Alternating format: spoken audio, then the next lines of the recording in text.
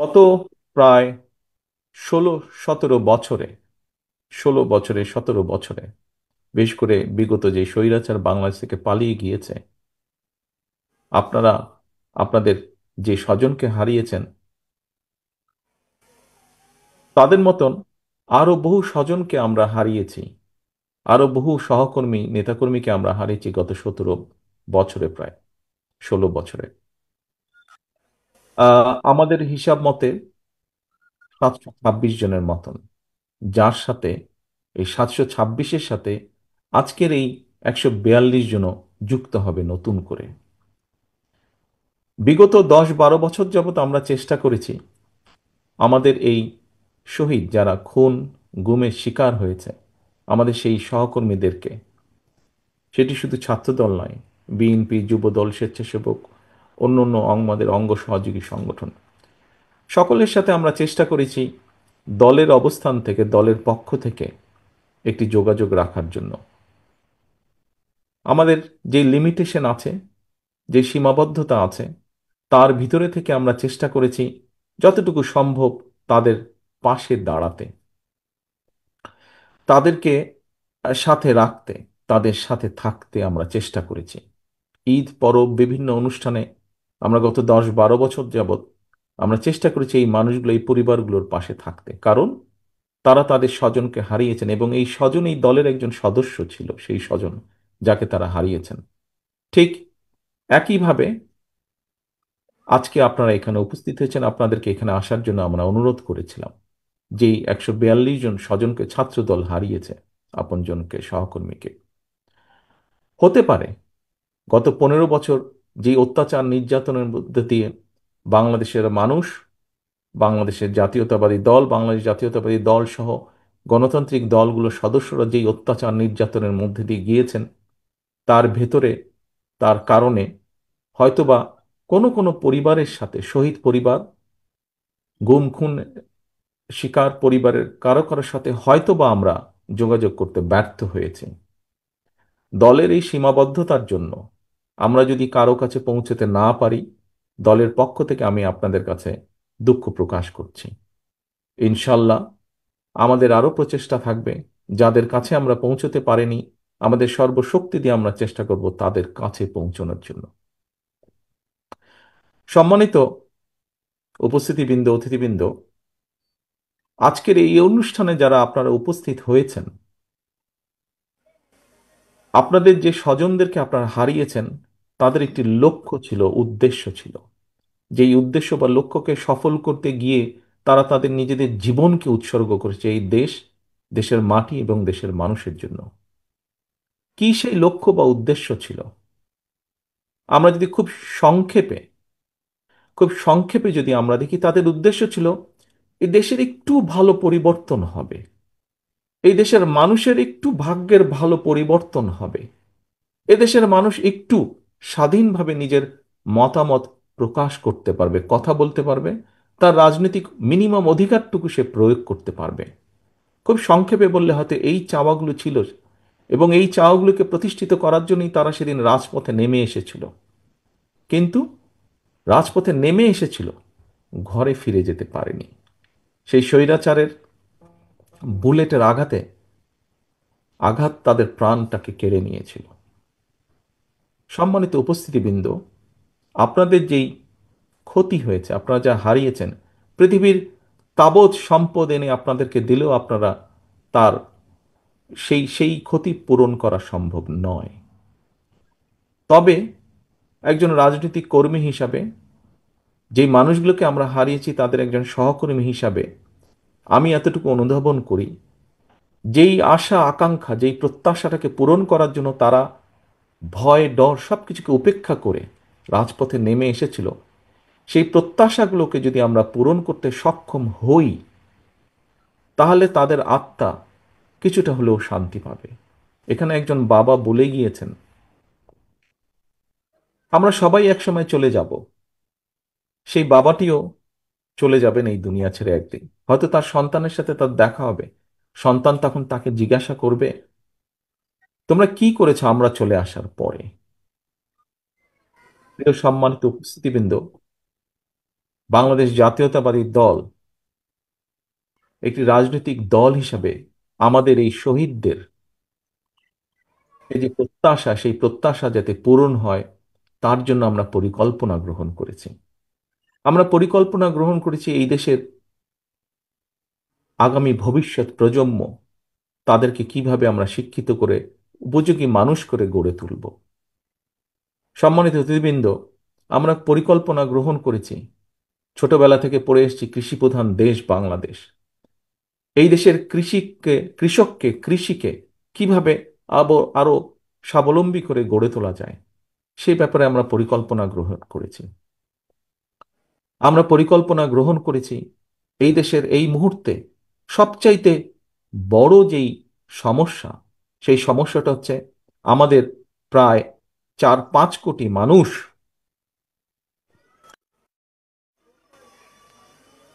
4-5 কোটি মানুষ যারা তরুণ, আরো প্রতি বছর লক্ষ লক্ষ যে তরুণ যুক্ত হচ্ছে যেই তরুণ সমাজের সাথে, তাদের কর্মসংস্থান, বেকারত্বকে অভিশাপ থেকে তাদেরকে কিভাবে বের করে নিয়ে আসা যায় সেই পরিকল্পনা আমরা গ্রহণ করেছি। সম্মানিত অতিথিবৃন্দ, আমরা দলের পক্ষ থেকে পরিকল্পনা গ্রহণ করেছি। আমরা প্রায় একটি কথা বলি যে দেশকে যদি এগিয়ে নিয়ে যেতে হয় তাহলে দেশের জনসংখ্যার যে অর্ধেক নারী সমাজ, সেই নারী সমাজকেও এগিয়ে আসতে হবে, তাদেরকেও সহযোগিতা করতে হবে, তাদেরকেও পথ দেখিয়ে দিতে হবে যে কিভাবে তারা স্বাবলম্বী হতে পারবেন, সেটি রাজনৈতিকভাবে হোক, সেটি অর্থনৈতিকভাবে হোক। দেশের অর্ধেক যে সমাজ, অর্ধেক যে জনসংখ্যা নারী সমাজ, তাদের জন্য সেই পরিকল্পনা আমরা গ্রহণ করেছি। দেশকে, অর্থাৎ আমাদের শহীদরা, তারা যে প্রত্যাশা নিয়ে নিজের জীবনকে উৎসর্গ করেছে, সেই প্রত্যাশাগুলো যাতে পূরণ করতে পারি আমরা, এই দেশের মানুষের সমর্থন নিয়ে একটি গণতান্ত্রিক উপায় সরকার গঠন করতে সক্ষম হলে সকলকে, রাজনৈতিক দলগুলোকে আমরা বহু আগেই বলেছি যে আমরা সকলকে একসাথে নিয়ে দেশ গড়তে চাই।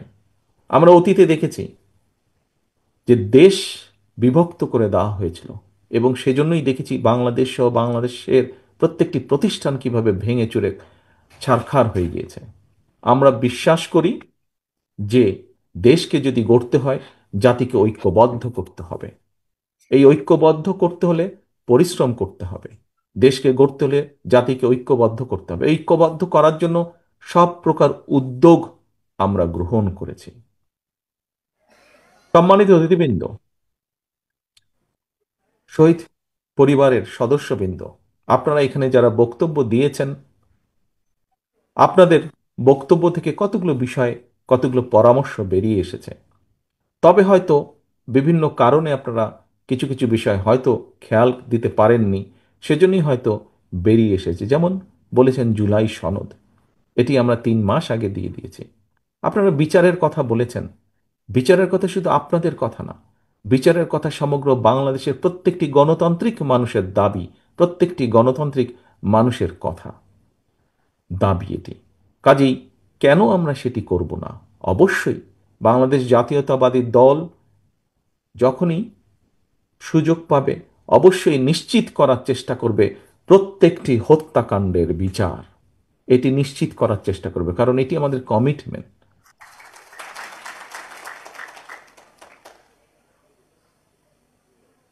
প্রিয় সম্মানিত অতিথিবৃন্দ, এই মুহূর্তে যদি আমরা মিডিয়া দেখি, আমরা মিডিয়া দেখলে দেখব যে একটি বিষয়কে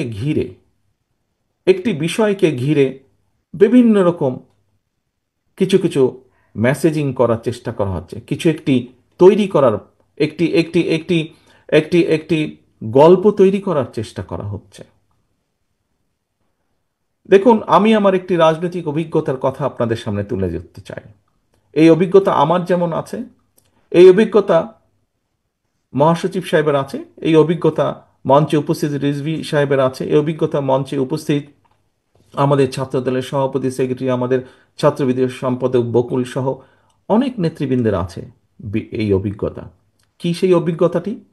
আমরা যখনই বিভিন্ন মানুষের সাথে কথা বলি, এই দেশে আমি যুক্তরাজ্যে আছি, এখানেও যখন বাংলাদেশি মানুষের সাথে দেখা হয়, প্রত্যেকে বিভিন্নভাবে তাদের কিছু কথা তুলে ধরেন, আপনারা যেরকম তুলে ধরেছেন।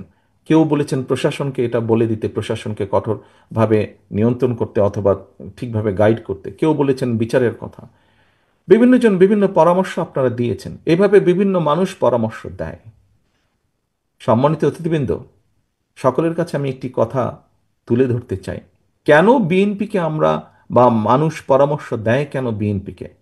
কারণ মানুষ একটি জিনিস বিশ্বাস করে বা মনে করে খুব দৃঢ়ভাবে, যে বিএনপি সরকার পরিচালনার অভিজ্ঞতা আছে, ইনশাল্লাহ বিএনপি আগামী দিনে দেশ পরিচালনা করবে।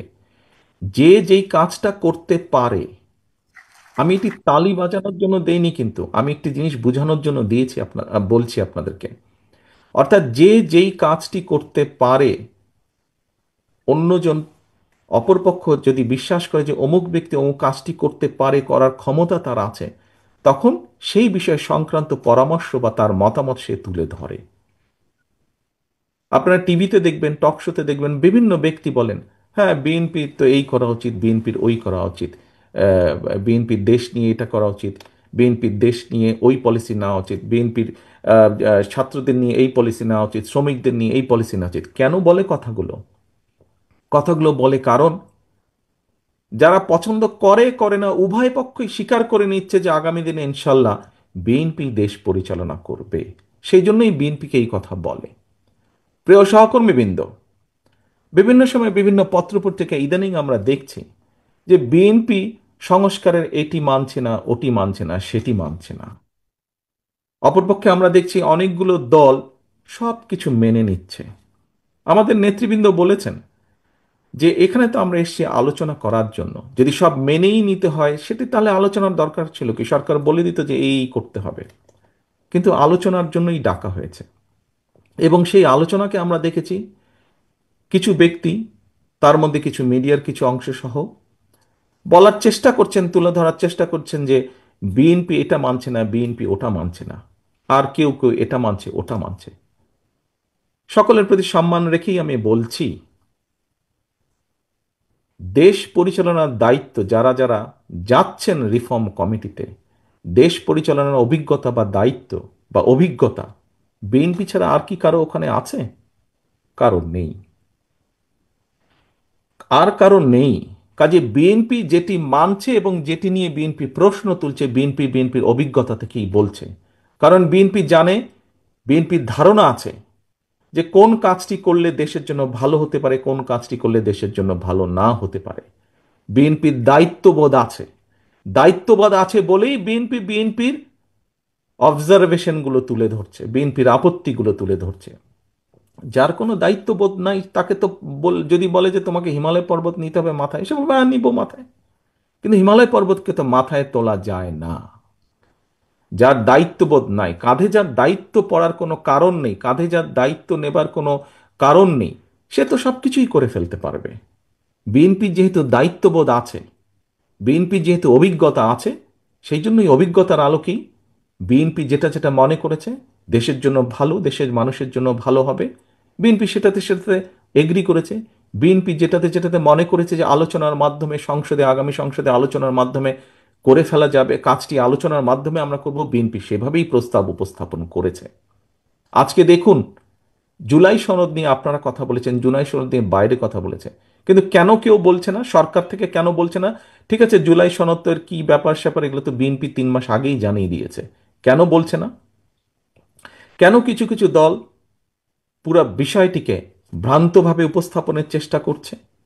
যে ঘটনাটি ঘটে গেছে পুরনো ঢাকায়, যে ঘটনাটি ঘটে গেছে, যে ছেলেটি মারা গেছে বরঞ্চ তার সাথে হয়তো যুবদলের সম্পর্ক আছে, কিন্তু যে খুন করছে বা যে হত্যা করছে তাকে তো অন্য জায়গা থেকে, আমরা যেটা খবর পেয়েছি, অন্য জায়গা থেকে নিয়ে আসা হয়েছে। তাকে তাকে ধরা হচ্ছে না। ধরা হলো, অন্যদেরকে অ্যারেস্ট করা হলো, তাকে ধরা হচ্ছে না। কি তাকে আসামিও পর্যন্ত বোধহয় করা হয়নি এখন পর্যন্ত। কেন হয়নি? কেন ধরা হচ্ছে না? আমাদের পক্ষ থেকে তো একবারও বলা হয়নি যে তমুককে ধরা যাবে না, অমুককে ধরা যাবে, একবারও তো এই কথাটি বলা হয়নি। আমরা বরাবর বলে দিচ্ছি, একটু আগে যেটি আপনাদের সামনে বলেছি, বরাবর আমরা বলেছি অন্যায়কারী আইনের দৃষ্টিতে তার বিচার হবে। দলের সাথে তার কি সম্পর্ক, কিচ্ছু যায় আসে না তাতে। তাকে দল কোনো রকম প্রশ্রয় দিবে না। কেউ যদি কোনো অন্যায় করে থাকে, তাহলে প্রশাসন ধরছে না কেন তাকে? আমাদের এখানে রিজভী আহমেদ সাহেব পরিষ্কার বলেছেন, দলীয় অবস্থান থেকে আমাদের যা যা করা প্রয়োজন আমরা প্রত্যেকটি যেটি যেটি জেনেছি, তদন্তের পরে যাদের যাদের সম্পর্কে প্রমাণিত হয়েছে অভিযোগ, আমরা আমাদের দলীয় অবস্থান থেকে তাদের বিরুদ্ধে ব্যবস্থা গ্রহণ করেছি। আইন শৃঙ্খলা বাহিনী কেন তাহলে বসে আছে? আইন শৃঙ্খলা বাহিনীকে চালায় কে? বিএনপি তো চালায় না, চালাচ্ছে তো সরকার। তাহলে সরকার কেন ব্যবস্থা নিচ্ছে না তাদের বিরুদ্ধে? সেটি দলেরই হোক বা সেটি অন্য কোনো লোকই হোক, কেন ব্যবস্থা নিচ্ছে না? প্রিয় উপস্থিতিবৃন্দ, দেখুন, একটু আগে আপনাদের সামনে আমি তুলে ধরেছি বিএনপির প্রত্যেকটি, আমাদের যারা শহীদ হয়েছে সহকর্মীরা, তারা দেশকে যেমন দেখতে চেয়েছে, তার উপরে ভিত্তি করে আমরা প্রত্যেকটি বিষয়ে পরিকল্পনা গ্রহণ করেছি। কিন্তু একটি শব্দ প্রায় বক্তব্যে উঠে আসে, ষড়যন্ত্র। যা আগে বলেছিলাম 8 মাস 7 মাস আগে, তা এখনো বলছি। শুধু আমি একা বলছি না, যারা বিবেকবান সচেতন মানুষ, দেশপ্রেমিক মানুষ, প্রত্যেকটি মানুষ বলছেন এই কথাটা। নতুন করে ষড়যন্ত্র আবার শুরু হয়েছে। একটু আগে আমি বলেছি বিএনপি তার অভিজ্ঞতার আলোকে বলেছে সংস্কার কোনটি উচিত হবে কোনটি উচিত হবে না বা কি মতামত, কারণ বিএনপি দায়িত্ববোধ থেকে বলেছে। প্রিয় সহকর্মীবৃন্দ, আমরা বরাবর এক কথা বলে এসেছি, আমরা সবসময় গণতন্ত্রে বিশ্বাস করি, বাংলাদেশের স্বাধীনতায় বিশ্বাস করি, বাংলাদেশের মানুষের সার্বভৌমত্ব, দেশের সার্বভৌমত্বে আমরা বিশ্বাস করি, মানুষের কথা বলার অধিকারে আমরা বিশ্বাস করি। বিএনপি তার জন্ম থেকে বলেছে, বিএনপি বহুদলীয় গণতন্ত্রে বিশ্বাস করে। এই কথাটি শুধু বলেনি, এই কথাটি প্রমাণ করে দেখিয়েছে। বিএনপি সংসদীয় গণতন্ত্রে বিশ্বাস করে। বিএনপি শুধু বলেইনি, দেশনেত্রী খালেদা জিয়ার সময় আমরা এটি প্রমাণ করে দিয়েছি প্রেসিডেন্সিয়াল ফর্ম থেকে পার্লামেন্টারিয়ান ফর্মে কনভার্ট করার মাধ্যমে। বিএনপি এই কাজগুলো যেগুলো বিশ্বাস করে, বিএনপি প্রমাণ করেছে বিভিন্ন সময় কাজের মাধ্যমে বিএনপি যা বলে। কিন্তু আমরা কি দেখেছি? অনেকগুলো রাজনৈতিক দলকে আমরা দেখেছি, কারোর সাথে আমরা দেখেছি, কারোর ব্যাপারে আমরা দেখেছি স্বাধীনতা যুদ্ধের সময়ের ভূমিকা। যখন বিএনপির প্রতিষ্ঠাতা শহীদ রাষ্ট্রপতি জিয়াউর রহমান স্বাধীনতার ডাক দিয়েছিলেন, সেই সময় আমরা দেখেছি দেশের স্বাধীনতার বিরোধিতা কে করেছে, কাদের পক্ষ নিয়ে দেশের স্বাধীনতার বিরোধিতা করেছে। আবার আমরা দেখেছি কোন রাজনৈতিক দলের সদস্য এই দেশের মানুষকে যুদ্ধের ডাক দেয়নি, বরং ডাক দেওয়ার দায়িত্ব তাদের ছিল, কিন্তু ডাক না দিয়ে আমরা দেখেছি সবাই মিলে গিয়ে কোনো একটি দেশে লুকিয়েছিল বা আশ্রয় নিয়েছিল। কে ছিল এই দেশে? এই দেশের জনগণ ছিল। এই দেশের মুক্তিযোদ্ধারা এই দেশে ছিলেন। এই দেশের জনগণ এই দেশে ছিল।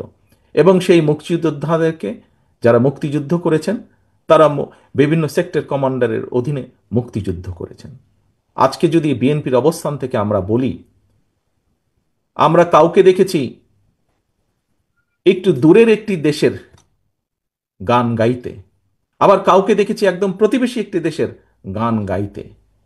এখন তো দেখা যাচ্ছে বিএনপি ছাড়া, বাংলাদেশ জাতীয়তাবাদী দল ছাড়া বিভিন্ন দল বিভিন্ন দেশের গান গাইছে বাংলাদেশে।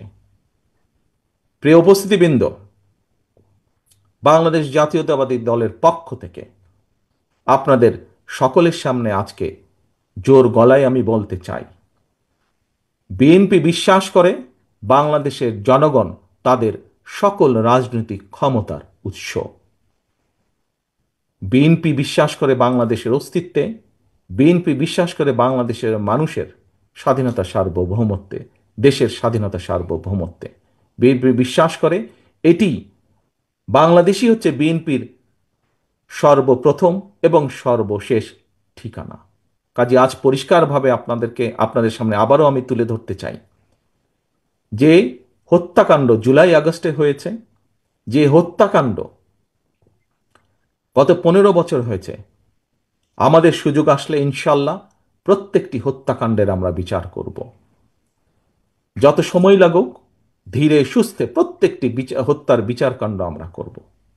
আপনাদের সামনে পরিষ্কারভাবে আমি তুলে ধরতে চাই, 31 দফার মাধ্যমে আমরা জনগণের সামনে দেশকে গড়ে তোলার, রাষ্ট্র কাঠামোকে পুনর্গঠন করার যে পরিকল্পনা দিয়েছি, বাংলাদেশের মানুষের সমর্থন পেলে আমরা পূর্ণ উদ্যোগে সর্বোচ্চ প্রচেষ্টা দিয়ে আমরা 31 দফা বাস্তবায়নের চেষ্টা করব। আমাদের কারণ যে শহীদরা জুলাই আগস্ট সহ গত বিগত 15 বছরে যে মানুষগুলো প্রাণ দিয়েছে মানুষের এদেশের মানুষের স্বাধীনতা, সার্বভৌমত্ব, রাজনৈতিক অধিকার, অর্থনৈতিক অধিকার প্রতিষ্ঠার জন্য বিএনপি সর্বশক্তি দিয়ে সেই শহীদদের মর্যাদা রক্ষা করবে, প্রতিশ্রুতি বাস্তবায়নের মাধ্যমে। প্রিয় সহকর্মীবৃন্দ, প্রিয় উপস্থিতিবৃন্দ, সম্মানিত নেতৃবৃন্দ, পরিশেষে আমি আপনাদের সকলকে আহ্বান করব, আসুন আমাদের সকলকে চোখ কান খোলা রাখতে হবে। আমাদের যে আন্দোলন, আমাদের যে যুদ্ধ ছিল গণতন্ত্র প্রতিষ্ঠার, মানুষের অধিকার প্রতিষ্ঠার, সেই যুদ্ধ কিন্তু এখনো শেষ হয়ে যায়নি। একটি হাদিস দিয়ে আপনাদের সামনে থেকে আজকে আমি বিদায় নিতে চাচ্ছি। একটি হাদিসে বলা হয়েছে, কোনো ব্যক্তির মিথ্যাবাদী হওয়ার জন্য এতটুকুই যথেষ্ট যে সে যা শুনে সত্যতা যাচাই না করে তাই প্রচার করে বেড়ায়। প্রিয় সহকর্মীবৃন্দ, সম্মানিত উপস্থিতিবৃন্দ, আমরা অনেককেই আজকে ধর্মীয় অবস্থান থেকে অনেককে আমরা কথা বলতে দেখি, অনেককে কথা বলতে শুনি। তাদের সকলের কাছে, তাদের সকলের সামনে এই হাদিসটি আমি রেখে যাচ্ছি। আমি আশা করব আমরা যারা এই দেশের, বাংলাদেশের মাটিতে বড় হয়েছি, বাংলাদেশের আলো বাতাসে বড় হয়েছি, আমরা আমাদের সর্বশক্তি দিয়ে এই দেশের স্বাধীনতা, সার্বভৌমত্ব, এই দেশের মানুষের অধিকারকে রক্ষা করব। আজ শহীদ পরিবারের এই মিলন মেলায় এই হোক আমাদের প্রতিজ্ঞা যে যে কোনো মূল্যে আমরা এই হত্যার বিচার এবং শহীদদের যে স্বপ্ন, যে প্রত্যাশা ছিল, তা আমরা পূরণ করতে সর্বোচ্চ চেষ্টা চালিয়ে যাব। এই হোক আজকের এই মিলন মেলার প্রতিজ্ঞা, এই হোক আজকের এই মিলন মেলার প্রতিশ্রুতি। সকলের কাছে বিদায় নিচ্ছে আমার বক্তব্য শেষ করে। আসসালামু আলাইকুম, আল্লাহ হাফেজ। বাংলাদেশ জিন্দাবাদ, বাংলাদেশ জাতীয়তাবাদী দল জিন্দাবাদ।